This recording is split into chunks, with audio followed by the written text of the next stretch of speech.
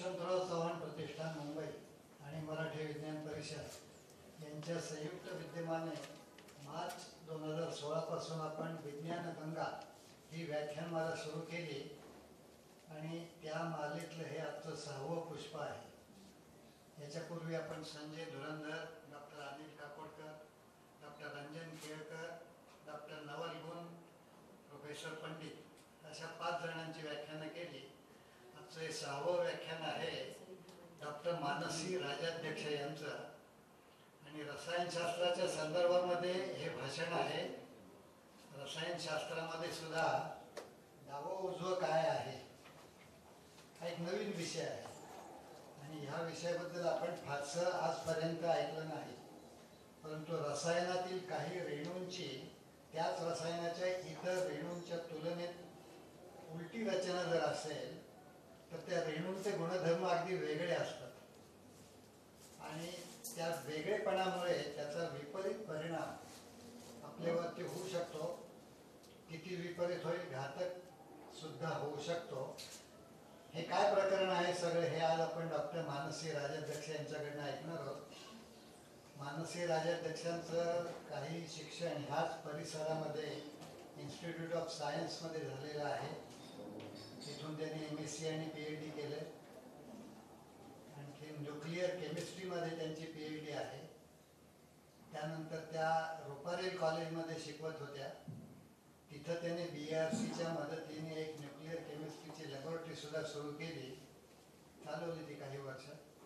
त्याच्यानंतर त्यांनी ती नोकरी सोडून दिली आणि मराठी विज्ञान परिषदेच्या खुल्या मैदानामध्ये जे काही शिक्षण चालतं त्याला आपण कितपत पुरे पडतो, इतरांची काय गरज आहे आणि हे करताना मग कॉलेज किंवा विद्यापीठ ह्या स्तरावर न जाता खाली जाऊन शालेय शिक्षणामध्ये आपल्याला काय करता येईल याच्याकडे त्यांनी लक्ष पुरवायला सुरुवात केली। मराठी विज्ञान परिषदेच्या त्या कार्यभाग होत्या काही वर्ष, त्यावेळेला त्यांनी अनेक उपक्रम सुरू केले। त्याच्यामधला एक महत्त्वाचा उपक्रम असा सांगता येईल की विज्ञान संकल्पना, म्हणजे आपण पाठ्यपुस्तकामध्ये सगळ्या प्रकारच्या तत्वज्ञानाचा असो, गणिताचा असो किंवा इतिहासाचा असो, काही संकल्पना असतात त्याच्यामध्ये आणि या संकल्पनांच्या व्याख्या किंवा त्याच्याबद्दलची माहिती ही 2-2 ओळीमध्ये फक्त पाठ्यपुस्तकातून दिलेली असते आणि ती शिक्षक वाचून दाखवतात। फार क्वचित त्याच्याबद्दल अधिक काही विवरण करतात। मुलं ती घोकतात आणि परीक्षेमध्ये लिहून मार्क मिळवतात। पुस्तक लिहिणाऱ्यांनी काही लिहिलेलं असतात त्या व्याख्या, पालकांना दिसतं की आपल्या मुलाला मार्क मिळाले म्हणजे समजलं आणि दरम्यानच्या काळात काही झालेलं नसतं, ते वाचून लिहिलेलं असतं फक्त। आणि ह्या संकल्पना आपल्याला पुढे नोकरीमध्ये सातत्याने लागतात। सगळा इमला जो आहे तो ह्या संकल्पनांवर आहे, तर त्या कशा अधिक चांगल्या पद्धतीने समजून देता येतील। विज्ञानाचा विचार केला तर त्या समजून सांगणं, त्याच्यावर आधारित काही प्रयोग मुलांना स्वतः करायला देणं, त्याच्यावर काही प्रकल्प करायला देणं, निसर्गात जाऊन काही बघणं, काही फिल्म्स असतील तर त्या दाखवणं, असा त्याचा फार मोठा परिसर आहे आणि तो सगळा मराठी विज्ञान परिषद गेली 10 वर्ष करत आली आहे। त्याची मूळ संकल्पना ही मानसी राजाध्यक्ष आहे आणि आता गेली काही वर्ष त्यांनी एक नवीनच शिक्षण संस्था स्वतः सुरू केली, त्याचं नाव कन्सेप्ट अनलिमिटेड। मला वाटतं मानसी अनलिमिटेड असं आपण त्याला म्हणूया आणि त्याच्यामध्ये कम्प्युटरच्या सहाय्याने कसं शिक्षण देता येईल, अगदी पहिलीपासून इयत्ता घेतल्या तर त्यांना 10वी पर्यंत काय काय लागतं, सिलेबसमध्ये काय, सिलेबसच्या बाहेर जाऊन त्यांना काय सांगितलं म्हणजे विषय अधिक समजेल, प्रयोग कसे करता येतील, हे ऑनलाईन शिक्षण कसं देता येईल, हे मुंबईमध्ये जरी केंद्र असलं तर देखील संपूर्ण महाराष्ट्रातल्या मुलांना याचा फायदा कसा देता येईल, अशा नाना प्रकारे ते त्या प्रयत्न करतात। त्यांचं एक उपकेंद्र सिंधुदुर्गमध्ये सुद्धा कणकवलीला आहे, तिथे त्या जात असतात, तिथल्या मुलांना शिक्षकांना प्रशिक्षित करत असतात। असं शिक्षणामध्ये रमलेले एक व्यक्तिमत्व आज या ठिकाणी आलेलं आहे। बघूया आपण त्या काय सांगतात त्या। सुरुवातीला त्यांचा आपण सत्कार करूया। प्रतिष्ठानचे सरचिटणीस शरद काळे त्यांना पुष्पगुच्छ देतील।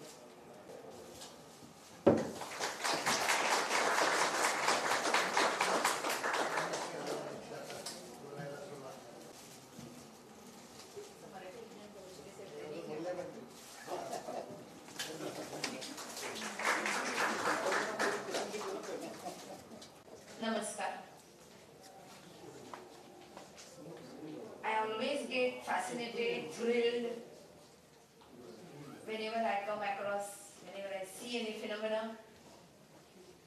खूप मजा येते, कारण का तर एखादी गोष्ट घडण्यामागचं जेव्हा फंडामेंटल सायन्स कळतं, बेसिक कन्सेप्ट ऑफ सायन्स समजतो, जेव्हा मी तो वाचते, जेव्हा मी तो बघते, जेव्हा मी तो डिस्कस करते, इट्स रिअली फॅसिनेटिंग.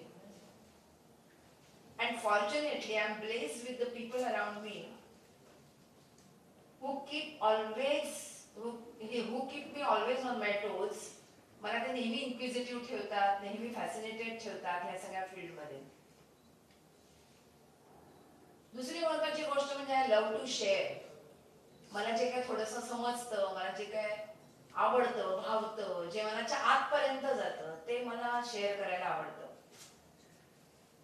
आणि ह्या शेअर करण्याच्या हौसेपायी कधी कधी जे माझं अभ्यासाचं फील्ड नाही, the field of science to which I don't belong, ते पण मी कुठेतरी समजून घेते, तेही शेअर करण्याचा प्रयत्न करते. आणि असंच एकदा काही एक वर्षापूर्वी, म्हणजे मी जेव्हा ग्रॅज्युएशन होते, बीएससी करत होते रुईया कॉलेजमध्ये, आणि that time I came across one practical. ते प्रॅक्टिकल तेव्हा मी केलं. इथे काही यंगस्टर्स आहेत, ते कदाचित बीएससी बॅकग्राऊंडचे असतील किंवा तुमच्यापैकी काहींनी केलं असेल. आपण जेव्हा एखादं प्रॅक्टिकल करतो तेव्हा कधीतरी ते करायचं म्हणून करतो, ते पुढे आपल्याला काय फार कळतं किंवा त्यावेळेला फार कळतं अशातला भाग नाही. पण over a period of these years I learned की whatever we see, whatever we experience is all jigsaw puzzle. कधी कुठे काय उपयोगी पडेल सांगता येत नाही. तर तेव्हा जे मी प्रॅक्टिकल केलं ते तेव्हाच केलं, ते तेवढ्यापुरतं जर्नलमध्ये राहिलं, टीचरनी सही केली, झालं. कित्येक वर्ष लोटली.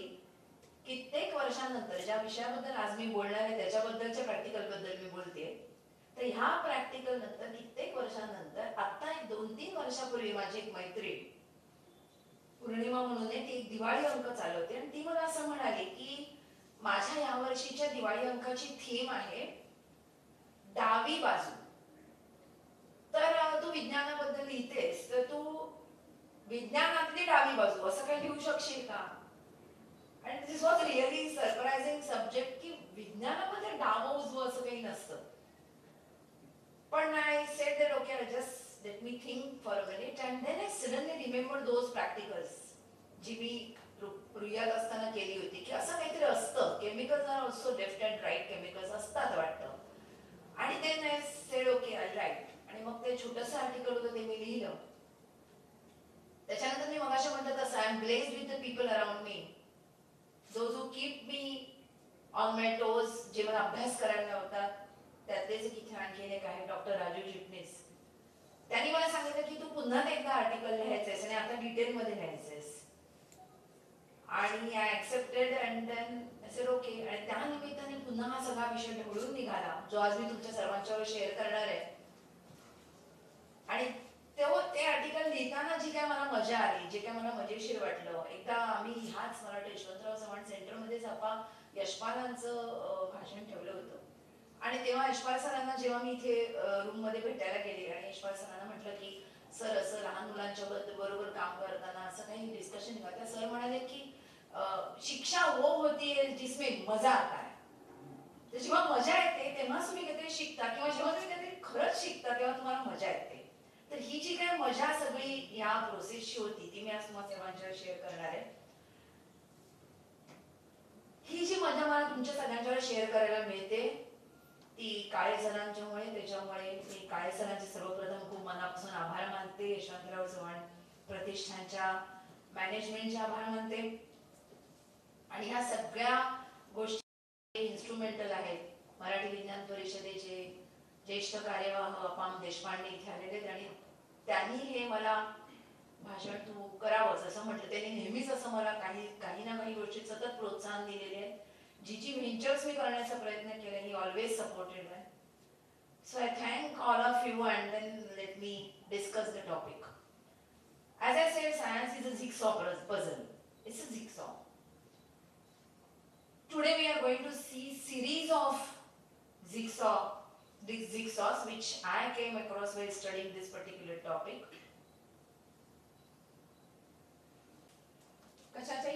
शिवाजींनी बोलता आलं पाहिजे. सायन्स पॉप्युलरायझेशन ज्याला म्हणतात ते सतत घडलं पाहिजे. त्याच्यामुळे इन केस ऑफ इमर्जन्सी मी तशीही बोलीन, पण विशेषतः या आजच्या टॉपिकसाठी आपल्याला चित्र बघण्याची गरज आहे. Thank you very much. तर आज आपण बोलणार आहोत similarity that makes the difference. आणि मी म्हटलं तसं की आपण काही जिग्सॉसच्या सिरीज बद्दल बोलणार आहोत. त्यातलं पहिलं गोष्ट अशी आहे, कसं करायचं हे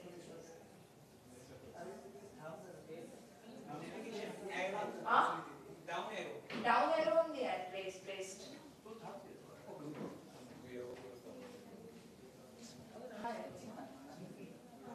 Actually, ह्याने जाऊ. Okay, so I'll go with this, not with the pad. Okay. Yeah, thank you. Morning sickness is very common during pregnancy. I always keep telling my students that science everywhere across the globe is same. H2O is always H2O, whether it is from river Ganga or whether it is from river Amazon. अमेरिकेत आहे म्हणून ती काय H3O होत नाही आणि भारतात आहे म्हणून ती काय H2O2 होत नाही.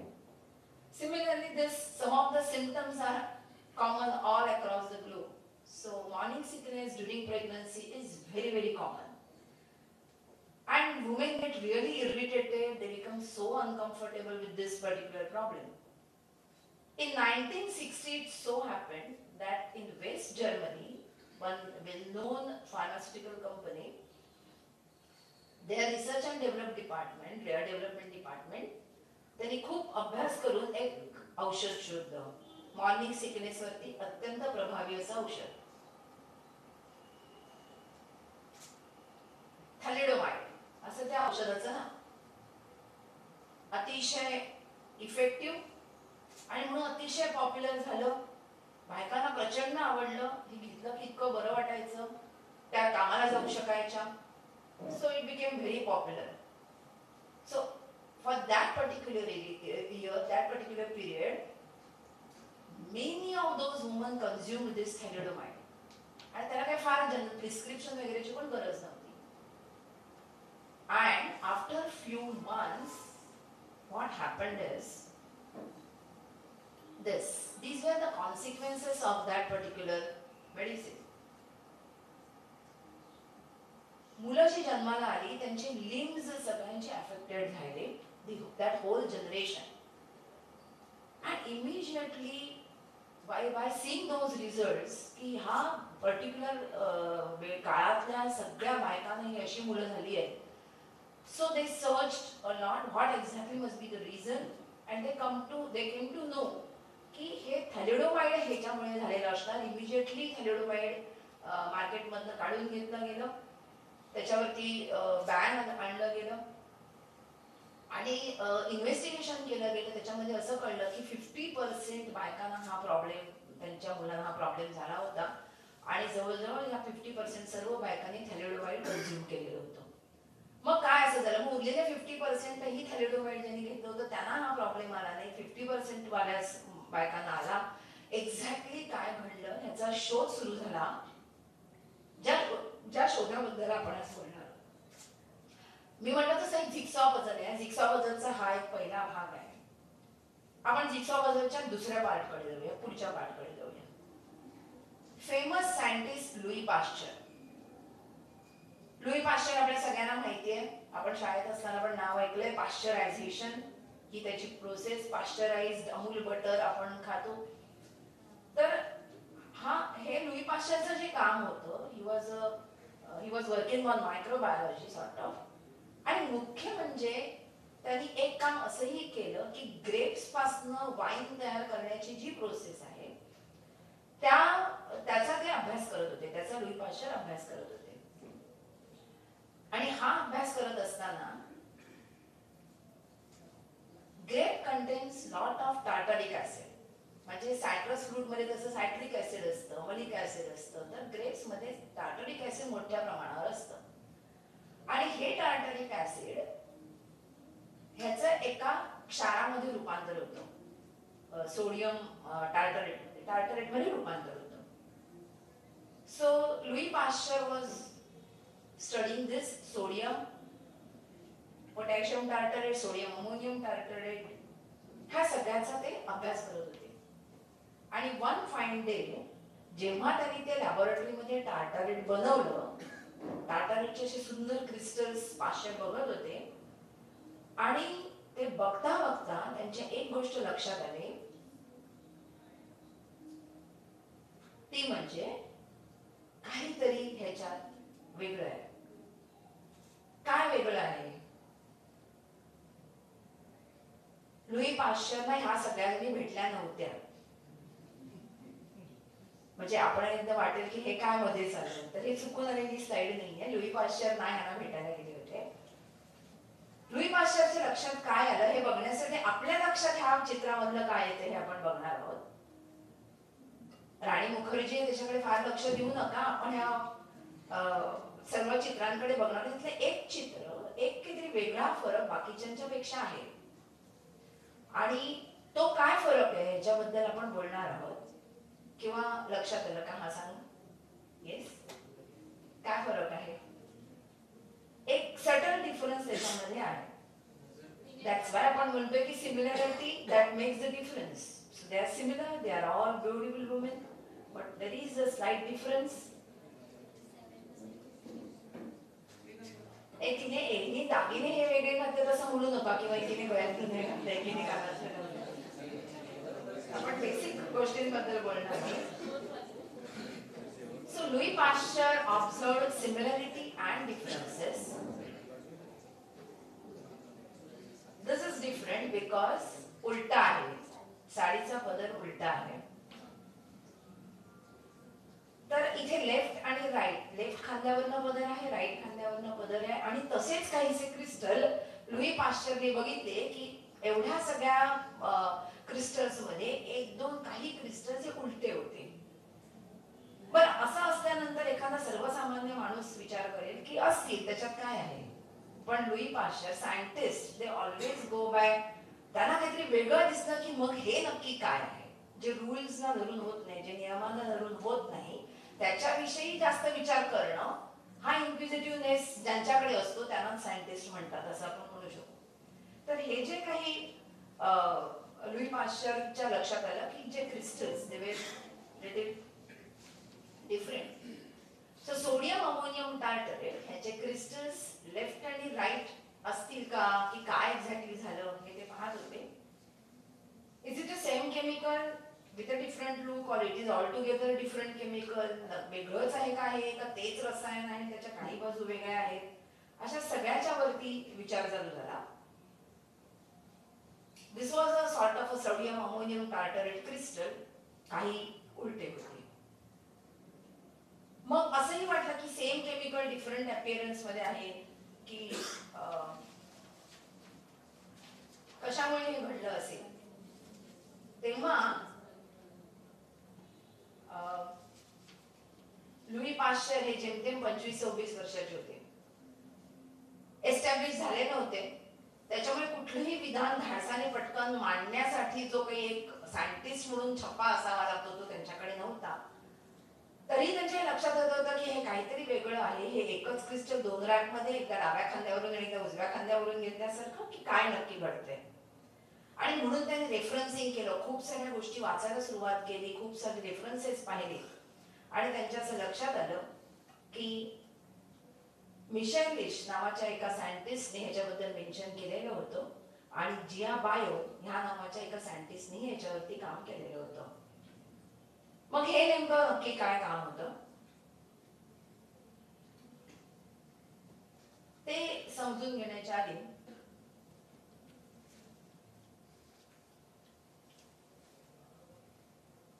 Similarity making the differences in the story. So इथे वेगळं काहीतरी घडत होतं. आतापर्यंत आपण थोडासा केमिस्ट्रीचा पार्ट पाहिला.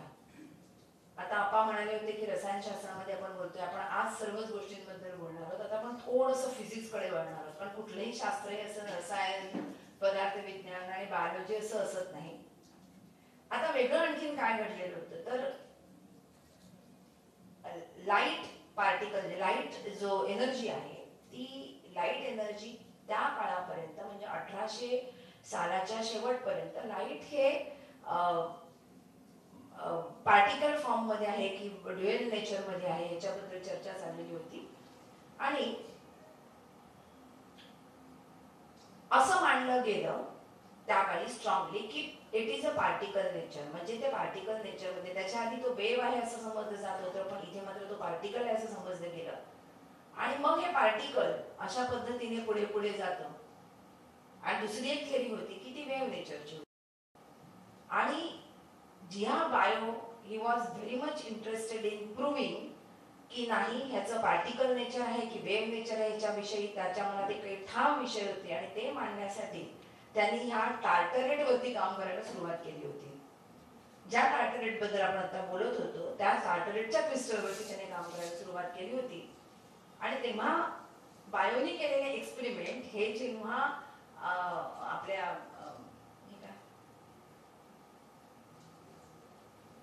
बायोनी केलेले एक्सपेरिमेंट हे जेव्हा आपल्या लुई पाश्चरच्या लक्षात आले तेव्हा लुई पाश्चरने त्यांना आमंत्रित केलं आणि म्हणाले की आपण दोघं मिळून हा आता एक्सपेरिमेंट नेमकी कशा पद्धतीने होतोय ते पाहूया. मला जरा पाणी घेऊ का मी?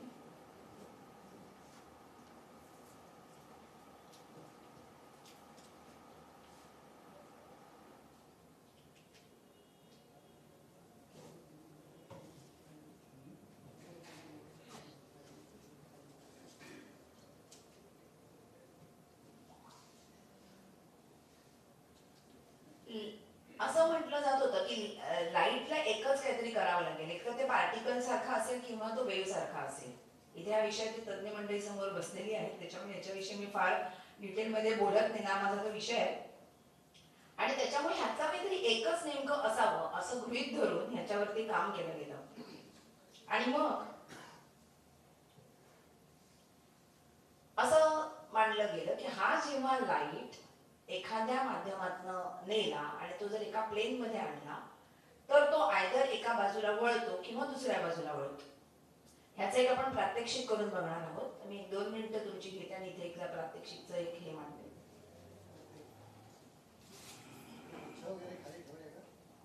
नाही नाही ते छोट्या ह्याच्यात होणार नाही.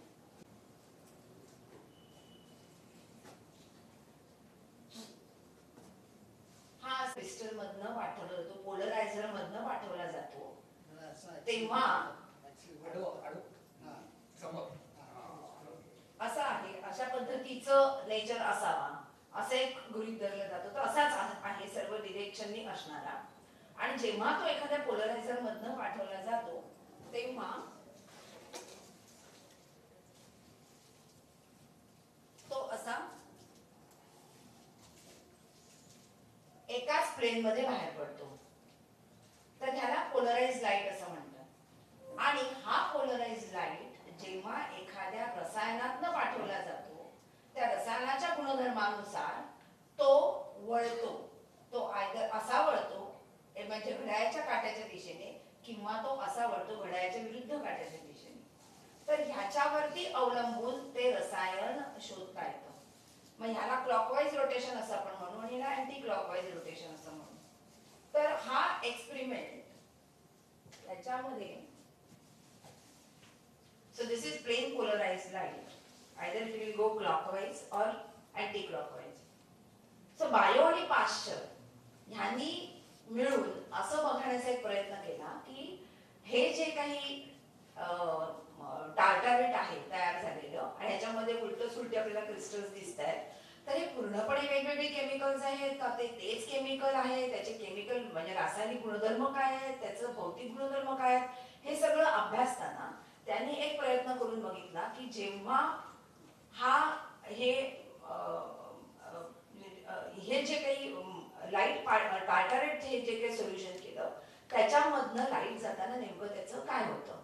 तर हे जे 2 प्रकारचे क्रिस्टल होते त्याची सोल्युशन बनवून ते वेगळे वेगळे केले गेले आणि ते वेगळे वेगळे करून त्याच्यातनं जेव्हा प्लेन पोलराइज लाईट पाठवला गेला तेव्हा त्याला एक असा आश्चर्याचा आनंदाचा धक्का बसला की एका भागातनं जाताना तो डावीकडे वळला तर दुसऱ्या भागातनं जाताना तो उजवीकडे वळला. म्हणजे ही दोन रसायनांमध्ये काहीतरी फरक नक्की होता. तर हा तो प्रयोग त्याने केला आणि ह्या प्रयोगामुळेच असंही म्हटलं जातं नंतर पुढे मागे ऍक्च्युली ते त्यावेळेला भयंकर वादावादी होती की लाईटला नक्की ड्युअलिझम म्हणजे तो पार्टिकल नेचर आहे का वेव्ह नेचर आहे का काय आहे, दोन्ही कसं एकच असू शकतं वगैरे. पण कालांतराने म्हणजे ह्या बायोच्या एक्सपेरिमेंट नंतर काही कालावधीनंतर हे प्रूव्ह पण झालं की वेव्ह म्हणजे लाईटला दोन्ही असतं, तो वेव्ह पण असतो आणि तो पार्टिकल पण असतो. पण टिल देन बायोचा हा एक्सपेरिमेंट त्याला हे सांगून गेला की तो प्रूव्ह करायला गेला होता की लाईटचा नेचर काय आहे, पण त्या भानगडीमध्ये ही जी सॉल्ट्स आहेत ती वेगळी वेगळी रोटेट होणारी असू शकतात. त्याच्यातनं लाईट जाताना तो उजवीकडे किंवा डावीकडे वळू शकतो. त्याच्यामुळे ही कंपाऊंड जी बनलेली हीच वेगळ्या प्रकारच्या ह्याचा एक नवीन शोध लोकांच्या समोर आला होता. मग हे जे प्लेन पोलराइज लाईट आहेत बायो आणि पाश्चर यांनी बसून ते सगळे सेपरेट केले डायरेक्ट. त्याच्यातनं लाईट पाठवले, एकदा तो राईटला वळला एकदा तो लेफ्टला वळला. म्हणजे ही दोन कंपाऊंड मध्ये काहीतरी मुळामध्ये फरक आहे हे त्यांच्या लक्षात आलं. हा मुळामध्ये फरक कशामुळे असावा? एकच कंपाऊंड दोन बाजूला वळलेला आहे की ही दोन वेगवेगळी कंपाऊंड आहेत?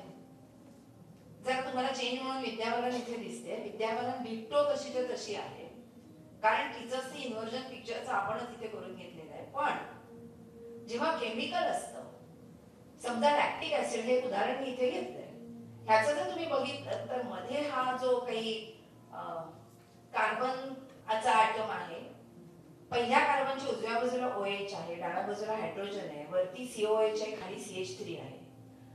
उजव्या बाजूचं तिकडचं जे आहे त्याला वरती COH आहे, डाव्या बाजूला OH आहे, उजव्या बाजूला H आहे आणि खालती CH3 आहे. ही तशी बघायला गेली तर दिसणारी दोन सारखी कंपाऊंड्स आहेत. पण जर मध्ये आरसा धरला तर ती मिरर इमेजेस असण्यासारखी आहे. आणि मिरर इमेजेस असल्यामुळे जर ती एकावर एक अशी मांडली गेली तर मात्र ती वेगळी आहेत, कारण एकाच्या डाव्या बाजूला OH आहे तर एकाच्या उजव्या बाजूला OH आहे.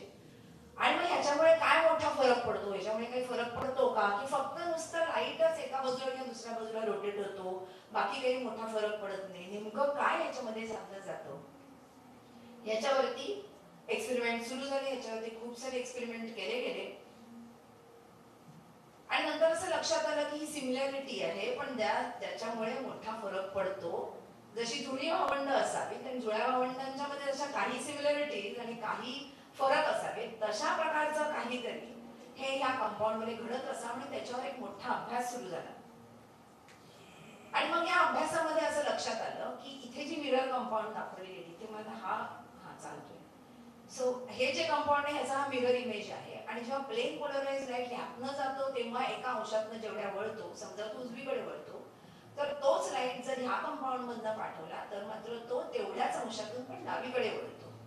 आता हा लाईट वळण्याचा जो काही भाग आहे हा हळूहळू लक्षात यायला लागला. म्हणजे एका कंपाऊंडचे एकसारखे दोन प्रकारचे भाग असू शकतात हे लक्षात यायला लागलं. आणि नेमकं तेच थॅलिडोमाइड साठी घडलं होतं. थॅलिडोमाइड इथून जिथून आपण आपल्या गोष्टीला सुरुवात केली की थॅलिडोमाइड प्रेग्नन्सी मध्ये घेतलं गेलं होतं मॉर्निंग सिकनेस कमी करण्यासाठी. तर काही थॅलिडोमाइड हे उजव्या प्रकारचं तर काही थॅलिडोमाइड हे डाव्या प्रकारचं होतं, अशा पद्धतीने. आणि मग त्याने काय मोठा आपल्या शरीरात गेल्यामुळे फरक पडला, काय झालं त्याच्याविषयी आपण जाणून घेणार आहोत. याच्यामध्ये ह्या दोन वेगवेगळ्या कंपाऊंडचं ह्युमन बॉडीशी काय नातं आहे. मग एका बाजूला आपल्याला कळतंय की थॅलिडोमाइड मॉर्निंग सिकनेस साठी वापरलं गेलं, दुसऱ्या बाजूला आपल्याला असं एक लक्षात आलं की डावी आणि उजवी कंपाऊंड असतात, तिसऱ्या बाजूला आपल्याला असं कळलं की जेव्हा त्याच्यातनं प्रकाश किरण जातात तेव्हा ते डावीकडे किंवा उजवीकडे वळतात. पण प्रकाश किरण डावीकडे आणि उजवीकडे वळल्यामुळे आपल्या आयुष्याला काय मोठा फरक पडतो असा आपल्या एक मनात प्रश्न येऊ शकतो. आणि म्हणूनच हे एक उदाहरण आहे. ह्याची काही हे एकमेकांची जुळी भावंड जरी नसली तरी सेरेल्स आणि पल्सेस मध्ये ग्लुकोज आहे आणि फ्रुट्स मध्ये फ्रुक्टोज. हे ग्लुकोज आणि फ्रुक्टोज ही ह्यातला काही पोर्शन डावीकडे वळवतात तर काही उजवीकडे वळवतात आणि त्याच्यामुळे त्यांचे गुणधर्म जेव्हा ते शरीरात आपण घेतो तेव्हा आपल्या शरीरामध्ये जे काही त्यांचे परिणाम होतात ते पूर्णतः त्या संबंधातले जे परिणाम असतात ते वेगळे होतात. अर्थात विटॅमिन्स मिनरल्स वगैरे ह्या ज्या बाकीच्या गोष्टी आहेत त्या तर अलायदा, पण त्यांच्या डाव्या आणि उजव्या असल्यामुळे खूप मोठा फरक पडतो. How do chemical reactions takes place inside the body? आपल्या बॉडीच्या आतमध्ये शरीराच्या आतमध्ये ह्या डावे उजवेपणामुळे नेमकं काय घडतं आपण ह्याच्यासाठी व्हिडिओ बघणार आहोत. आपण व्हिडिओ बघूया आणि मग मी ह्याच्याविषयी बोलते. दिसणार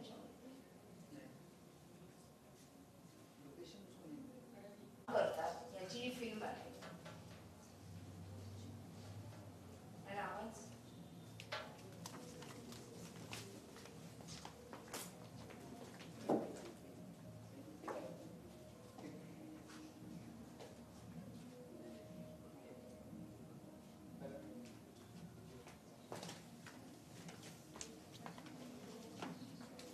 begins with a specific compound bond of chemical reaction. One large compound is broken into two smaller compounds. This reaction takes place much too slowly to be useful in a cell. In order to speed up chemical reactions, cells make special proteins called enzymes. An enzymatic reaction begins when a specific compound binds to an area on the enzyme called the active site. The compound that binds is called the enzyme's substrate. Notice the shape of the substrate and the active site. They fit each other like a lock and key. In general, each enzyme's active site can fit only one kind of substrate, and so can speed up only one kind of reaction. When a substrate binds to the active site, an enzyme-substrate complex is formed. A slight change in the shape of the substrate weakens a chemical bond. This weak bond is easily broken, splitting the substrate into two pieces. The pieces, now referred to as products, detach from the enzyme. In enzymatic reactions, only the substrate is changed. The enzyme itself is unaffected by the reaction. After the products leave the active site, the enzyme is free to speed up another reaction. Here's an example of a chemical reaction. One large compound is broken into two smaller compounds. This reaction takes place much too slowly to be useful in a cell. In order to speed up chemical अशा प्रकारे जी enzymes असतात संप्रेरक असतात ती काम करत असतात आणि त्याला जे समोरून मॅच होतं त्याच्यामध्ये तो एखादा आपला हँड ग्लोव्ह असावा आणि त्याच्यामध्ये आपण हात घातल्यानंतर तो मॅच व्हावा तशा प्रकारे हे रिॲक्शन केली जाते. आणि ह्या सगळ्यावरतीच अवलंबून जेव्हा डेक्स्ट्रो किंवा लिओ उलटी सुलटी जेव्हा डावी किंवा उजवी रसायन असतात जे आपण म्हटली ती सगळी त्यावेळेला तशीच फिट होतात असं नाही आणि जेव्हा फिट होतात त्याच्याप्रमाणे ते काम केलं जातं.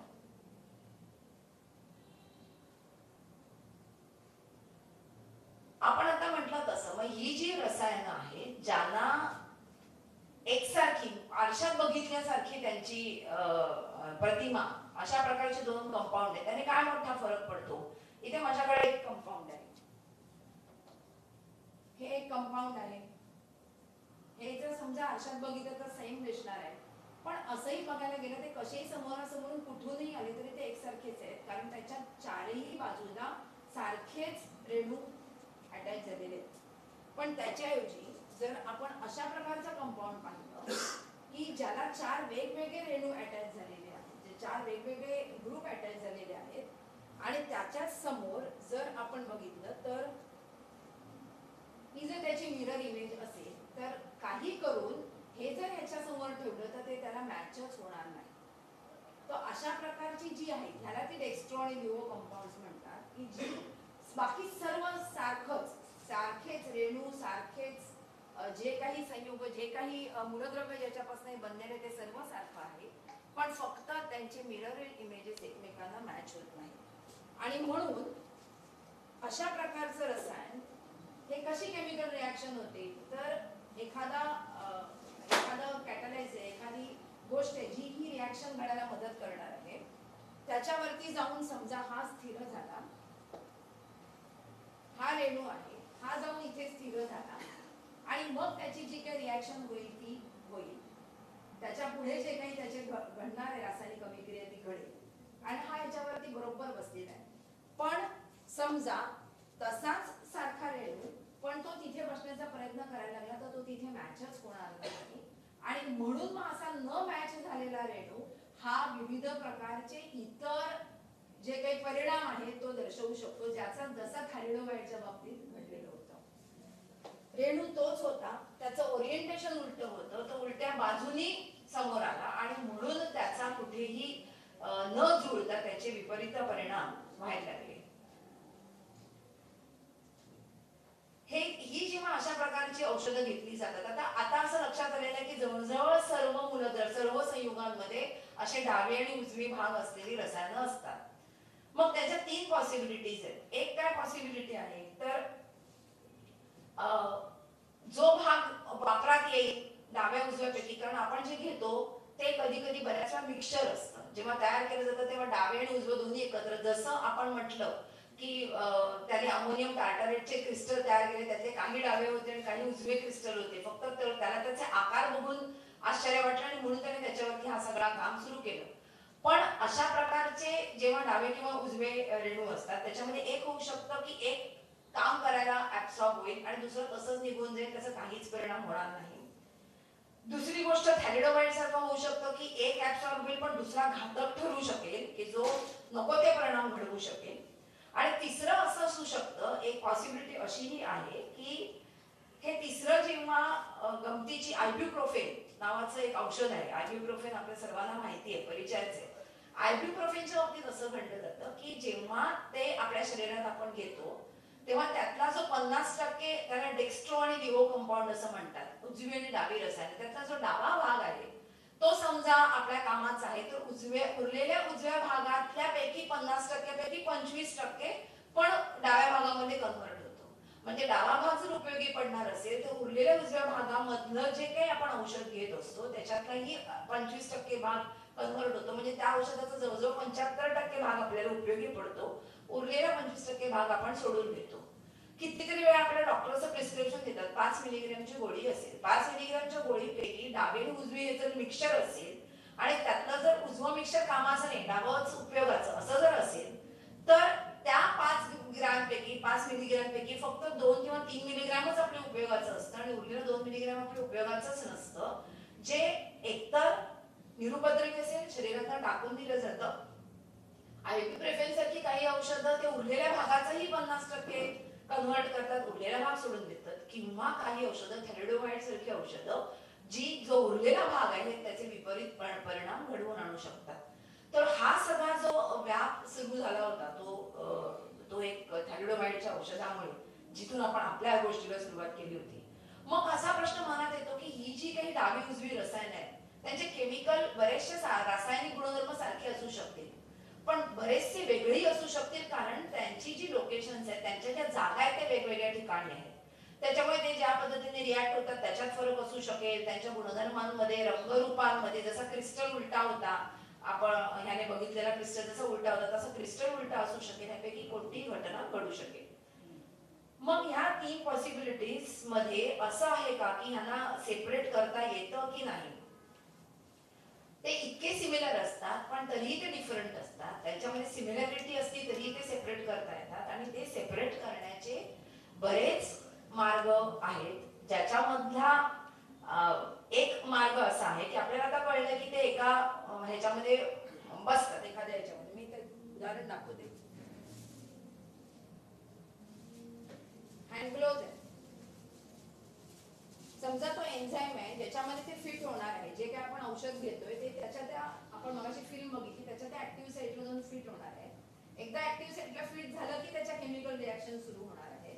तर एक अशी पण पॉसिबिलिटी आहे की समजा सगळे असेच ग्लोव्ज लावले आणि त्याच्यामधनं पाठवताना जे केमिकल आपलं पाठवतो जे ह्या ग्लोव्ह मध्ये फिट होईल, जो मॉलिक्यूल तेच त्या मॉलिक्यूल तो ग्लोव्ह मध्ये जाईल, जो फिट होणार नाही तो पुढे निघून जाईल.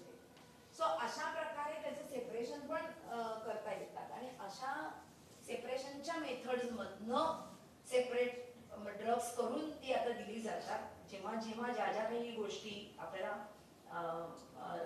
आपल्या डे टू डे लाईफमध्ये सुद्धा अशा कितीतरी उदाहरणं आपल्याकडे आहेत.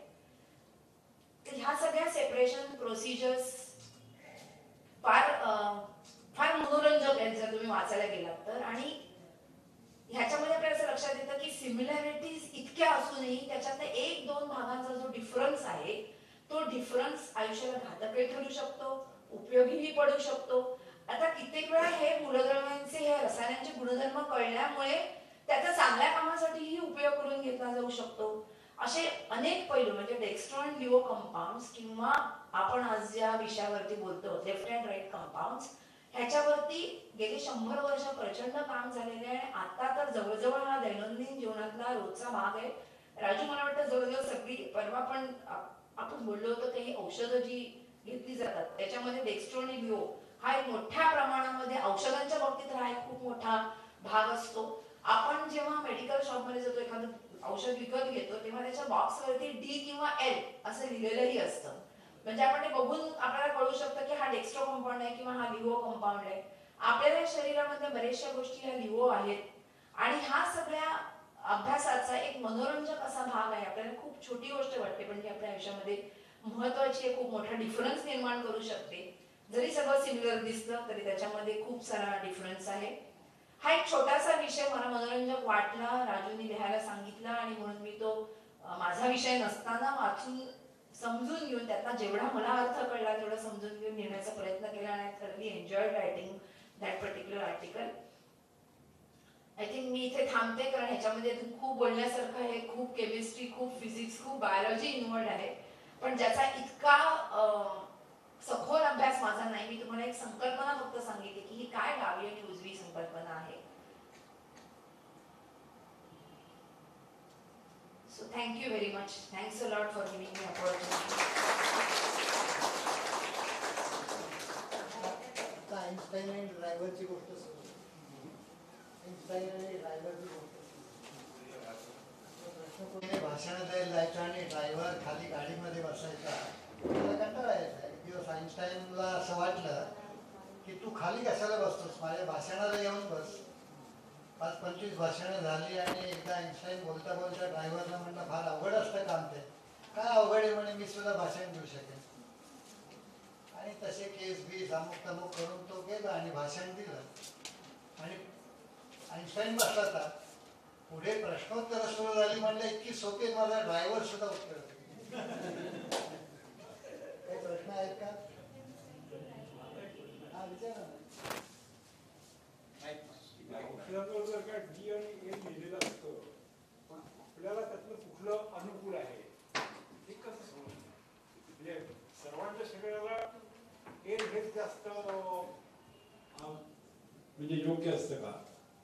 हो, आता जी औषधी बाजारात मिळतात ती त्याप्रमाणेच बनवलेली आहे. म्हणजे आपल्याला त्याची चिंता करण्याची गरज नाही आहे. नाही पण मला कुठलं डी चालतं का एल चालतं मला कुठे माहिती? क्लिनिकल ट्रायल्स मध्ये ऍक्च्युअली आधीच निश्चित झालेलं असतं. क्लिनिकल ट्रायल्स घेतल्या जातात. आता सेट्रिझाइन जर घेतलं तर लिव्होसेट्रिझाइन तुम्ही दोन्ही मिळतात बाजारात. लिव्होसेट्रिझाइनचं तुम्ही बघा तेवढाच जर याचा डोस लहान असतो 5 मिलीग्रॅम आणि नेहमी बद्दल झालं तर तो डोस मोठा असतो पण त्याचा थोडासाच भाग. आता कुठला भाग हा वापरात आणि उपयुक्त नाही जेव्हा क्लिनिकल ट्रायल सुरुवातीला ते औषध जेव्हा बाजारात येतं त्या बाजारात येतानाच ह्या टेस्ट केलेलं असतं कारण माहीत असतं केमिस्टना. रसायनशास्त्र म्हणलं केमिस्ट म्हणजे आता ड्रग हे नाही विकणारे नाही तर ही लिव्हो किंवा डेक्स्ट्रो यातला कुठला उपयुक्त ठरणार आणि त्याचे दुष्परिणाम जर नसले दुसऱ्या भागाचे तर मूळचंच पण मग अमाऊंट जास्त वापरतो. जसं आता मी सेट्रिझाइनचं उदाहरण दिलं. 10 मिलीग्रॅमचा डोस तुम्हाला दिला जातो पण माहिती आहे की यातला 5 मिलीग्रॅमच उपयोगी पडणार आहे जे डेक्स्ट्रो आहे किंवा लिव्हो आहे. लिव्हो घेतलं तर 5 मिलीग्रॅमचा आहे, मिक्स घेतलं तर 10 मिलीग्रॅम. पण दुसऱ्या याचा कुठलाही अपाय होता कामा नये हे महत्वाचं. नाहीतर मागाशी जो उदाहरण दिलं ते. पण सर हाच प्रॉब्लेम थॅलिडोमाइडचं जे आपण पहिलं उदाहरण बघितलं त्याच्यामध्ये हेच झालं की त्या ती German company it was a well non pharmaceutical company आणि त्यांनी बराच रिसर्च करूनच हा प्रॉडक्ट बाजारात आणला होता. पण अनफॉर्च्युनेटली त्याचं रेसिमिक मिक्सचर म्हणतात त्याला म्हणजे डेक्स्ट्रो आणि लिव्होचं मिक्सचर असं होऊन ते प्रॉडक्ट बाजारात आलं आणि त्यातला एक भाग अत्यंत डेंजरस ठरला आणि एक भाग अत्यंत वाईट.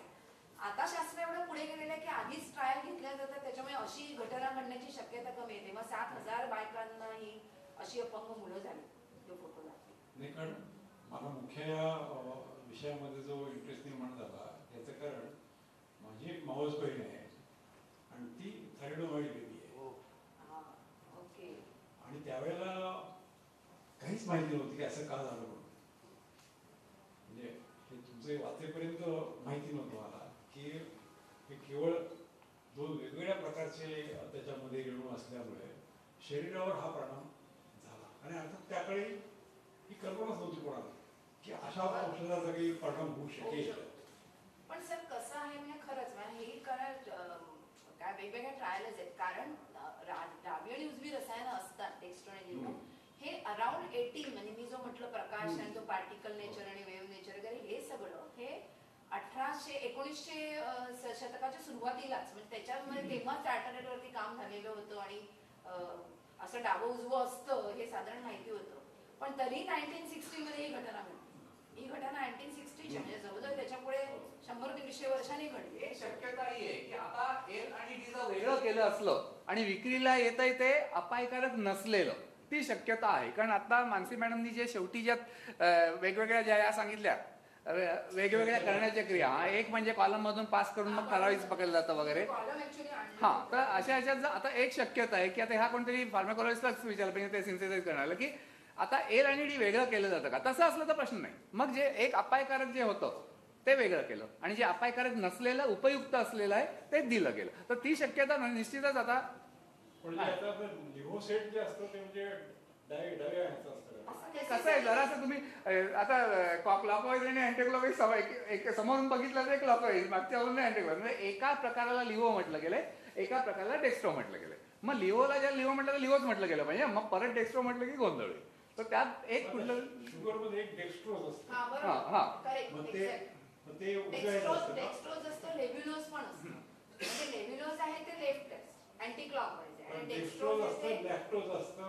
आता याच्यावर पण नाव आहे ती आकडे कार्बन नंबर ऑफ कार्बन दाखवलं. पण त्याच्यामध्ये पण ते ऍक्च्युली अँगल्स पण मोजतात ना आणि उलटे सुलटे -270 वगैरे असं पण. हा जो गुणधर्म आहे की नाही पोलरायझेशनचा माणसाने सांगितला की कोण पहिल्या प्रकाश सगळ्या बाजूने आंदोलित होतोय आणि त्यातून त्या ठराविक पदार्थातून पाठवला गेला की फक्त एकच प्रतलात आणि मग आणखीन दुसऱ्या सोल्युशन म्हणून पाठवलं तो असा कलणार आहे.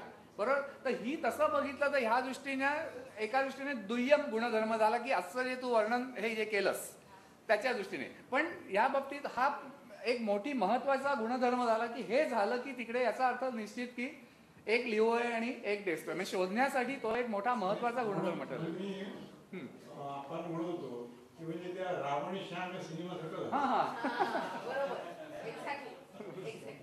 आता नेमकं काय ते माणसामध्ये काय कोणामध्ये तो उजवीकडचा असतो, कोणाकडे डावीकडचा असतो. आणि काही वेळा काही केसेस मला वाटतं हृदय सुद्धा उजवीकडे असल्याच्या केसेस काही अत्यंत अल्प प्रमाणात पण रोटेशन हृदयाची प्लेस नाही, हृदयाचं जे ओरिएंटेशन आहे ते लेफ्ट. पण genetics doesn't permit it. Normally जर तुमचा जीन्स मध्ये फरक असला तर ते होऊ शकेल. मला विषय समजायला कठीण गेला पण माहिती मिळवण्यासाठी खूप उत्सुकता पण तेवढीच जागी झाली असं वाटतंय. मला जेवढं कळलं त्याच्यातून एक प्रश्न मला पडला की मग आपण जेव्हा औषधं देतो त्याच्यामध्ये साईड इफेक्ट असं काहीतरी गोष्ट अनुभवायला येते तर ती ह्याच्याशी निगडीत आहे. कधीतरी असेल पण नॉट नेसेसरीली एव्हरी टाइम. म्हणजे त्याच्याशी निगडीतच आहे असं नाही. कारण साईड इफेक्ट हा एक वेगळाच इश्यू आहे. डेक्स्ट्रो आणि लिव्होमुळेच ते होतं असं नाही. आणि आताचे जे फार्मास्युटिकल रिसर्च चालतो त्याच्यामध्ये डेक्स्ट्रो आणि लिव्हो उलट आणि सुलट असल्यामुळे साईड इफेक्ट होण्याची शक्यता फार कमी आहे.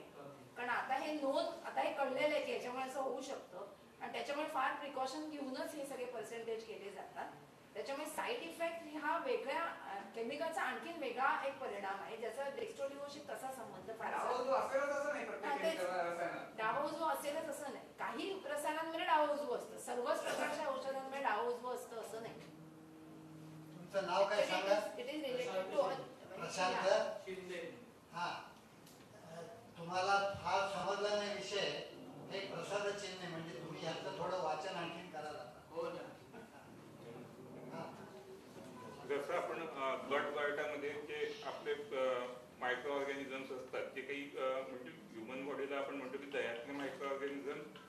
आपल्या शरीरासाठी खूप उपयुक्त आहेत. तर तसे जर का मायक्रो ऑर्गॅनिझम्स इंट्रोड्यूस केले गेले आधी ते ड्रग घेण्याच्या आधी, आणि ते मायक्रो ऑर्गॅनिझम्स विल डिसाइड, म्हणजे they will the decision making like decision making biological bodies, की ते जर का हार्मफुल असेल तर ते म्हणजे डायजेस्ट होणार नाही, ते बाहेर फेकायचा प्रयत्न करतील. असं जर काही झालं तर होऊ शकेल, पण मला काही याच्याविषयीची फारशी कल्पना नाही. कारण मी ऑर्गॅनिक ऍग्रिकल्चर मध्ये काम करतो, तर आम्ही 18 वर्षापासून जे काम करतोय, तर मला असं अनुभवात आलेलं आहे की जे आपण म्हणतो किंवा केमिकल फर्टिलायझर्स जे टाकले जातात, तर ते ज्या वेळेला आम्ही त्याच्यावर मायक्रो ऑर्गॅनिझम्स वापरतो आहोत, म्हणजे आम्ही मायक्रो ऑर्गॅनिझम्स वरतीच फक्त शेती विकसित करू शकतो 100%, पण तरी आम्ही शेतकऱ्यांच्या याच्यासाठी म्हणून त्यांना केमिकल अलाउ करतो 10%, 20%. तर तिथे हार्मफुल केमिकल किंवा केमिकल रेसिड्यू येतच नाही त्या पिकामध्ये ज्या वेळेला आम्ही मायक्रो ऑर्गॅनिझम्सचा उपयोग करतो. म्हणजे कुठेतरी ते त्याला स्क्रीन करतात, ते जे रेसिड्यू आहेत किंवा जे काही हार्मफुल रेसिड्यू येऊ शकतात ते. तर म्हणून मला असं वाटतं पॉसिबल आहे. म्हणजे आता मला ह्याच्याविषयीची फारशी कल्पना नाही, पण बऱ्याच वेळा हे जे जैविक रेणू आहे, म्हणजे आता आपण मगाशी म्हणतो तसं एन्झाईमला तो अटॅच होतो आणि सेपरेट होतो, तर अशा प्रकारचे जैविक रेणू वापरूनच ह्याच्यावरती काही रेमेडी करता येईल का ह्याच्याविषयी एन्झाईम्स सुद्धा त्याच्यामध्ये ऍड करता येऊ हो, शकतात. ह्याच्यामध्ये पण झालेलं आहे, ह्याच्यावरती बरंच काम झालेलं आहे ना. एन्झाईम म्हणजे रादर आपण जे म्हणतो ना की सेपरेट सेपरेट कसे करता येतील आणि जे आपल्याला पाहिजे उपयुक्त तेवढं कसं करता येईल, एन्झाईम्स ते सेपरेशनला मदत करेल आणि मायक्रो ऑर्गॅनिझम त्याला बाहेर काढण्याला मदत करेल. ह्याच्यावरती बरंच काम म्हणजे काय क्षेत्रातला जो आहे अगदी हा त्याला माहिती असेल, पण हे आहे म्हणजे ह्याच्यावरती काम सगळं मला माहिती. म्हणजे त्याच्यामध्ये फक्त ह्युमन बॉडीला युजफुल आणि त्याचे डिसिजन मेकिंग मायक्रो ऑर्गॅनिझम ते गटवाटामध्ये इंट्रोड्यूस केले गेले ते होऊ शकतं असं मला वाटतं. असं होऊ शकेल. हा, इकडे विद्यार्थी एकदम छोटा. लुईस पॅस्चरने ना जे एक्सपेरिमेंट केले लॅबमध्ये, त्यातले जे पण क्रिस्टल्स होते ना ते कसे फिरवले ना किंवा कोणत्याही अँगलने बघितले तर ते एकसारखे नाही दिसत होते. म्हणजे लेफ्ट अँड राईट तुम्ही म्हटलं नाही असं नव्हतं. आता त्याच्याकडे जे क्रिस्टल्स त्याचे तयार झाले त्यातले बरेचसे क्रिस्टल्स हे एका ठराविक आकाराचे होते आणि एक काहीच क्रिस्टल्स हे ज्या आकाराचा हा क्रिस्टल त्याच्याबरोबर उलट्या आकाराचे होते. म्हणजे मी मगाशी म्हणतो तसं आपली प्रतिमा आरशात दिसते, पण जर ती प्रतिमा म्हणजे आता हे दोन असे हात आहेत असे जर आपण जोडायचा प्रयत्न केला तर ते जुळतं, म्हणजे ते एकसारखे आहेत असं वाटतं. पण समजा हे हा पण हात असे जुळले तर ते जुळणार नाहीत ना, कारण हा वेगळा आहे हा वेगळा आहे. तशा प्रकारे त्याच्याकडे जे क्रिस्टल्स होते ते काही अशा प्रकारचे होते, काही थोडेच अशा प्रकारचे होते. आणि ते इक्वल अमाऊंटचे होते. नाही, हे जे होते दुसरा जो भाग होता तो खूप कमी होता, म्हणजे एक भाग जास्त होता लेफ्टच्या किंवा राईटचा आणि दुसरा कमी होता. हा, आणि म्हणून त्याने ते खूप जेव्हा निरीक्षण केलं तेव्हा त्याच्या लक्षात आलं आणि मध्येच कुठेतरी एकदम एक उलटाच येतो ना. आणि त्याच्या आधी मिशेलिश नावाचा एक शास्त्रज्ञ होता, त्याने ह्याच टार्टारेटच्या क्षारावरती काम केलं होतं. त्याच्यावरती त्याने खूप सारं माहिती ग्रंथांमध्ये लिहून ठेवलेली होती, बुक्समध्ये, आणि त्याने कुठेही असं म्हटलं नव्हतं की असं डावं आणि उजवं असतं. त्याच्या दृष्टीने डावच असतं सगळं, एकाच प्रकारचे असंच त्याचं म्हणणं होतं. पण जेव्हा पाश्चरने काम केलं तेव्हा त्याला जेव्हा हा दुसरा दिसला वेगळा असलेला, तेव्हा त्याला आश्चर्य वाटलं की असं कोणीच आधीच्या शास्त्रज्ञांनी म्हटलं नाही आणि हे कसं काय उलट आहे याच्यामध्ये. आणि मग त्याच्या असं लक्षात आलं की असं उलट एकच मध्ये क्रिस्टल थोडेच क्रिस्टलचे उलटे बनतात हे कधीतरी क्वचितच होतं, म्हणजे त्या टार्टारेटच्या बाबतीत. म्हणजे खूप काहीतरी टेम्परेचर प्रेशर अशा काहीतरी कंडिशन मध्येच ते होतं, जनरली होत नाही. त्याच्यामुळे तोपर्यंत ते लक्षातच आलं नव्हतं. म्हणजे हे कदाचित हा एक ऍक्सिडेंटल हे होता की पाश्चरला जेव्हा तो कळला तेव्हा ऑटोमॅटिक त्याच्याकडनं अशा काही गोष्टी घडल्या की त्याच्यात ते उजवे पण बनले, नाहीतर ते इतक्या वर्षात कळलेलेच. आणि जसं तुम्ही म्हटला की ते कार्बनचं ऍटम होतं ना ते फिट होत होतं, म्हणजे एका जागी थांबतं बॉडीमध्ये आणि केमिकल रिॲक्शन होतं. पण त्याच्या बाजूला ऍटम ते मधलं न्यूक्लियस असतं ना त्याच्या बाजूला प्रोटॉन्स आणि न्यूट्रॉन्स फिरत असतात ना, तर मग ते जेव्हा फिरत असतात तेव्हा ते एक वेळ सुद्धा अशी येऊ शकते ज्या ते दोन्ही सेम असू शकतात, ते न्यूट्रॉन्स आणि प्रोटॉन्स फिरताना. न्यूट्रॉन्स आणि प्रोटॉन्स फिरत नाहीत, इलेक्ट्रॉन्स फिरतात न्यूक्लियसच्या बरोबर. न्यूक्लियस म्हणजे प्रोटॉन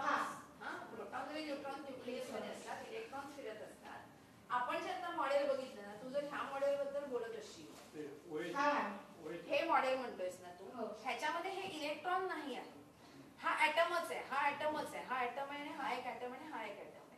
पण ते त्याच्या भोवती फिरत असतात हो, म्हटलं. ह्याच्याभोवती फिरत असते. हे सगळ्यांच्या मिळून, सर्व मिळून जेव्हा मॉलिक्यूल रेणू तयार होतो तेव्हा ते इलेक्ट्रॉन शेअर्ड असतात. सर्व इलेक्ट्रॉन्स नाही, काही इलेक्ट्रॉन एकमेकांच्या बरोबर भाग घेतात काही काळात. मग ते बाहेर ते फिरत असतात ना, ते एक सेल असं असतं, मग दुसरा सेल सुद्धा एक वेळ अशी येईल की ते फिरताना दोन्ही सेम असणार, असं सुद्धा होऊ शकतं. मला कळलं नाही म्हणजे काय म्हणायचं तिला.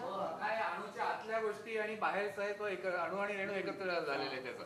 त्यामुळे इथे प्रोटॉन आणि इलेक्ट्रॉनचा काही तसा संबंध नाहीये. म्हणजे एक वेळ अशी सुद्धा येऊ शकते की त्यात एक कार्बन ऍटम आहे, त्याच्या बाजूला एक ट्रायंगल, सर्कल आणि स्क्वेअर जसं तुम्ही दाखवलं. तर ट्रायंगल राईट साईडला आणि स्क्वेअर लेफ्ट साईडला आहे, आणि जेव्हा आपण बघतो तेव्हा ते ट्रायंगल राईट साईडला असतात दुसऱ्यामध्ये आणि स्क्वेअर लेफ्टला. तर अशी सुद्धा एक वेळ येऊ शकते त्या स्क्वेअर आपल्याला शोधायचे, असं सुद्धा होऊ शकतं. फक्त मी पटकन सांगते तुला, पण तुला आता मला एवढा वेळ नाही तुला एक्सप्लेन करायला एवढा, पण मला वेळ आहे, पण तुला आपल्याला इथे बाहेर पडावं लागेल या हॉलमधनं. ह्याच्याबद्दल तू बोलतोस. एक तर पहिली गोष्ट म्हणजे चौकोन, ट्रँगल हे असं काही नसतं. हो मॅम, ते आधी पहिलं मी दाखवण्यासाठी केलेलं आहे. दुसरी गोष्ट म्हणजे तू म्हणतोस की ह्याच्यात सारखं दुसरं कसं असणार असं तुला म्हणायचंय ना, पण ह्याच्यामध्ये तसाच जरी दुसरा असला, हा दुसरा तसाच आहे, सारखाच आहे ना. म्हणजे हा जर समोरासमोर जर तू आरशात धरलास तर हे सारखंच दिसणार आहे. पण हा जेव्हा ह्याच्यावरती आपण मॅच करायला जाऊ, म्हणजे हा जेव्हा ह्याच्यावरती मॅच होईल, आरशामध्ये प्रतिमा जेव्हा आपण मॅच करायला जातो तेव्हा ती होणार नाही ना. म्हणजे ही जेव्हा अशी आपण सुपरइम्पोज करू समोरासमोर नाही, जेव्हा आपण आरशा, म्हणजे मगाशी मी तुला म्हटलं तसं हात असे जेव्हा आपण जुळवू, म्हणजे आरसा आणि आपली प्रतिमा आपण समोरासमोर जुळवू तेव्हा ती जुळेल. पण आपण अशी जुळवायची प्रयत्न केली तर ती जुळणारच नाही ना. डावी बाजू डावीकडे, उजवीकडेच राहणार ना. तसं तिथे होतं. ते जे काय मी रंगीत दाखवलेले आहेत ना, ते वेगवेगळे गट आहेत, कार्बनला जोडले गेलेले वेगवेगळे गट आहेत. ते सॅम्पल साठी असं दिले. हा, त्याच्यामुळे ते आरशामध्ये प्रतिमा तशीच दिसेल, पण जेव्हा जुळवण्याचा प्रयत्न करू तेव्हा ते वेगवेगळेच मॉलिक्यूल असतील. मॅम, मी ऍक्च्युअली आतापासूनच वाचायचं सुरू केलंय याच्याबद्दल. Very good. तू आणखीन वाच. आतापासूनच वाचायचं सुरू केलंय ऍटम्स बद्दल मी. नाही रे, चुकण्याचा काही प्रश्न नाही. समजून घेतलं त्याचा. आणि तू विचारलाच यायचं मला खूप कौतुक वाटलं. त्याच्यासाठी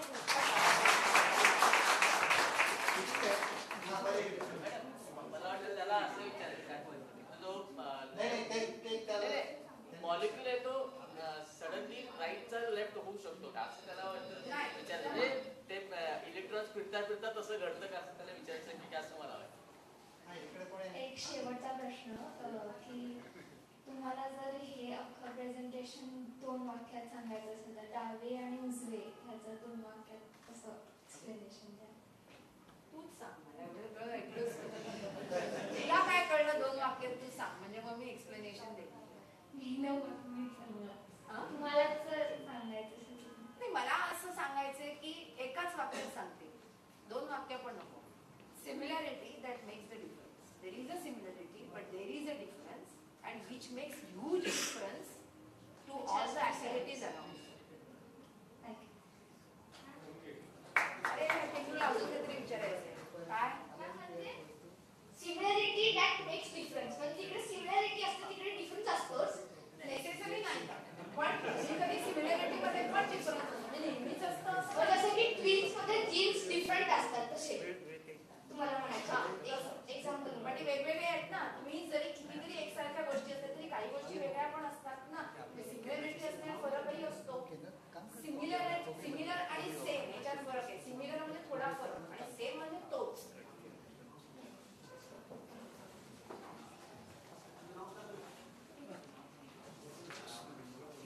माझे नाव पृथ्वी अक्षय तांबेवाघ. मी 6वीत शिकतो. मी न्यू पनवेल खांदा कॉलनीमध्ये राहतो आणि माझ्या शाळेचे नाव आहे सेंट जोसेफ हायस्कूल. कितवीत आहेस तू? 6वी. पुढे ये जरा. पुढचं भाषण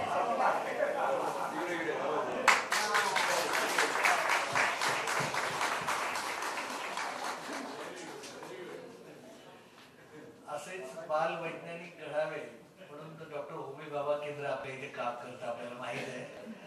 आणि दरवर्षी जागतिक पातळीवर होणाऱ्या ऑलिम्पियाडमध्ये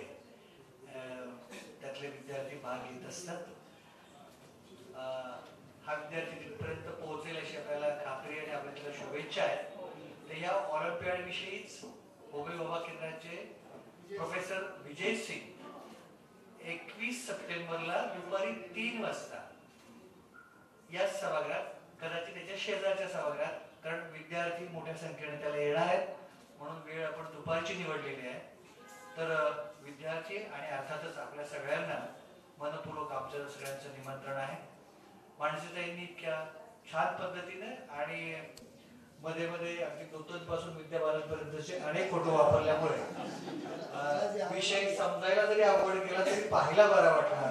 अशा रीतीनं तो विषय आपण पाहू शकलो किमान. कारण आमच्या या बालमित्राने काही प्रश्न विचारले नसते तर आमच्या उपस्थितांच्या सगळ्यांच्या इब्रतीचाच मुद्दा होता की हा विषय कसा समजावून घ्यावा. पण तो समजू शकलो आणि मला असं वाटलं की अशी थोडीशी त्याच्याशी झगडपगड करतच काही विज्ञान आपल्याला पोहोचू शकलं तर ते पोहोचावं म्हणूनच अर्थात विज्ञान गंगेचा प्रयत्न आहे. ज्याला जितकी पुण्याची आंघोळ शक्य आहे तेवढी त्यांनी करत जाऊ. पुढच्या वेळी 21 सप्टेंबर 3 वाजता. धन्यवाद सर्वांना.